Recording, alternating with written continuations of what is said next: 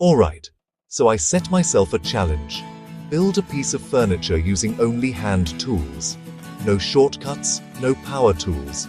Just me, some wood, and the most basic tools you can imagine.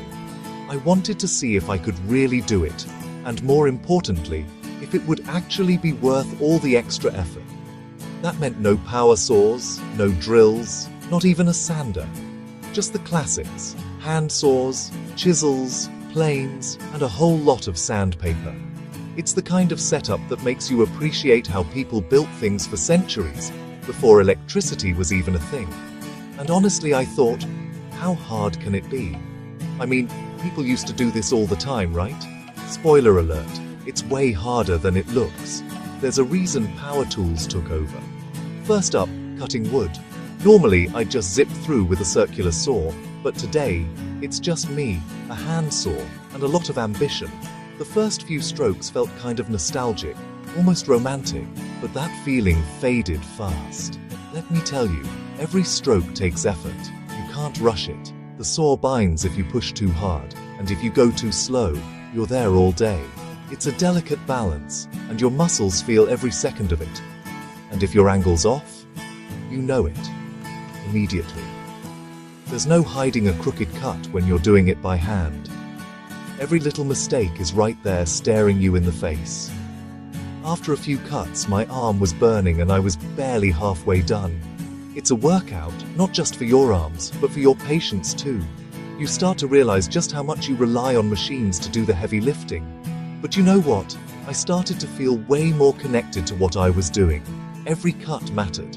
You're forced to slow down, to pay attention, and to really think about each move before you make it.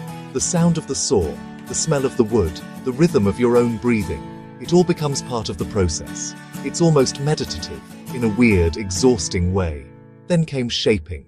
No electric sander, just sandpaper and elbow grease. You have to work every surface, every edge, by hand. It's slow, repetitive, and honestly kind of brutal on your hands. What's usually a 2-minute job turned into 15, and that's just for one piece. Multiply that by every part of the project, and you start to understand why old furniture is so expensive. My hands hated me, but the payoff? Total control. You can feel every bump, every imperfection, and you can fix it right then and there. There's a satisfaction in knowing you shaped it all yourself. You feel the wood, you adjust, you avoid messing it up. Slow, but super precise. It's like you're having a conversation with the material, learning its quirks and working with them instead of against them. And don't even get me started on keeping your tools sharp. With hand tools, a dull blade is your worst enemy. I spent a good chunk of time just sharpening and maintaining my saws and chisels, which is a whole skill in itself. Now for the real test, joinery. No drill, just basic hand tools. This is where patience and precision really matter. Every joint has to fit perfectly, or the whole thing falls apart. This is where it got tricky. Lining up joints without power tools? Not easy. You have to measure, mark, and double-check everything, because there's no quick fix if you mess up. One slip, and you can ruin the whole thing. I had a couple of close calls where I thought I'd have to start over, but I managed to save it with some careful chiseling and a lot of patience. If you slow down and pay attention, it all starts to fit together. There's a real sense of accomplishment when you finally get those joints to line up just right. Assembly took forever. More checking, more tweaking.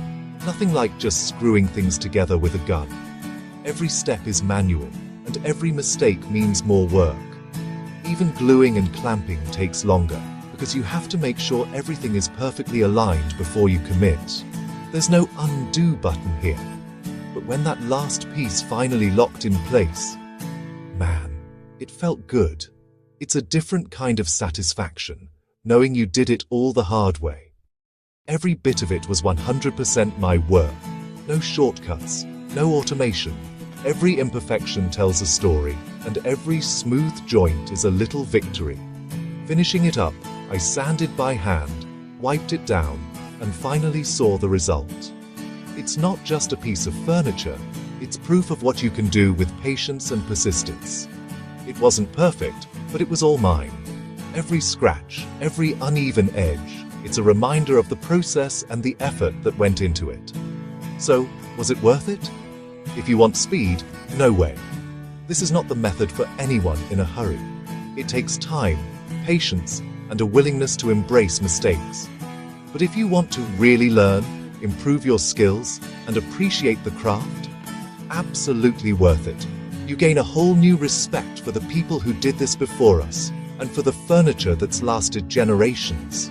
Now I want to know, would you ever try building something using only hand tools? Or is that just too much? Let me know in the comments. I'm genuinely curious how many of you would take on this kind of challenge. And if you've already tried it, what was your experience like? Did you love the process, or did you swear off hand tools forever? And hey, if you want a power tool comparison, I'm game. Maybe next time I'll see just how much faster and easier it is with a little electricity on my side. See you in the next one.